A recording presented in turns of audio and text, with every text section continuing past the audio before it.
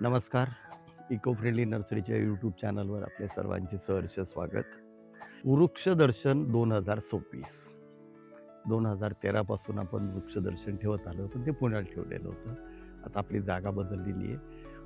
वृक्षदर्शन 2026 हे जे ठेवणार आहोत, हे पिंपळोली म्हणजे बदलापूर मुरबाड रोडवर किंवा बदलापूर बारवी डॅम रोडवर जे पिंपळोली ठिकाण आहे, त्या ठिकाणी ठेवतोय.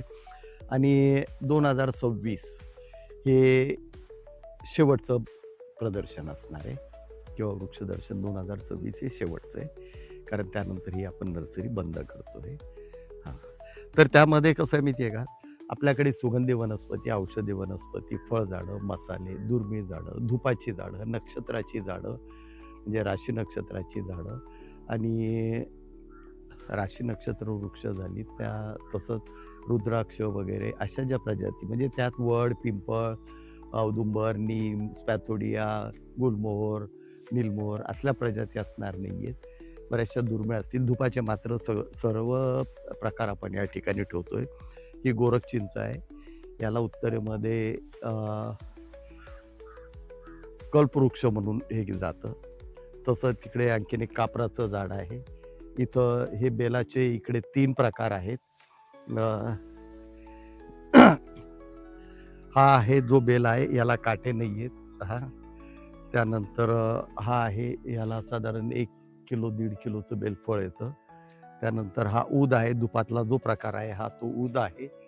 त्याच्यानंतर तो अ, कढई म्हणून एक आहे. त्याच्यानंतर एक लॅव्हेंडर नावाची ही जी प्रजाती आहे, ही अतिशय दुर्मिळ आहे. माझ्याकडे हे 2च वृक्ष आहेत ती. त्याच्यानंतर हे राळ म्हणून हे धुपाचं झाड आहे. हे अशा ज्या प्रजाती आहे याचं साधारण आपण एक 400 प्रजाती ज्या आहेत, 400 पेक्षा जास्त प्रजाती ज्या सर्वत्र जे कॉमन असतात, त्या सोडून आपण या प्रदर्शनात ठेवतो आहे. आणि हे प्रदर्शन साधारण ही तयारी झाली, की त्याला अजून लेबल्स करायची आहेत. बॅनर छोटे-छोटे बॅनर करून त्यांना बोटॅनिकल नाव वगैरे करून हे लावतोय. जे आयुर्वेदाचे विद्यार्थी, युनानी किंवा ॲलोपॅथी किंवा कुठल्या ह्याच्यामध्ये ज्यांना ह्याच्यामध्ये इंटरेस्ट असेल त्यांनी या ठिकाणी भेट द्यावी. ह्या प्रदर्शनाला कुठलीही फी असणार नाही आहे.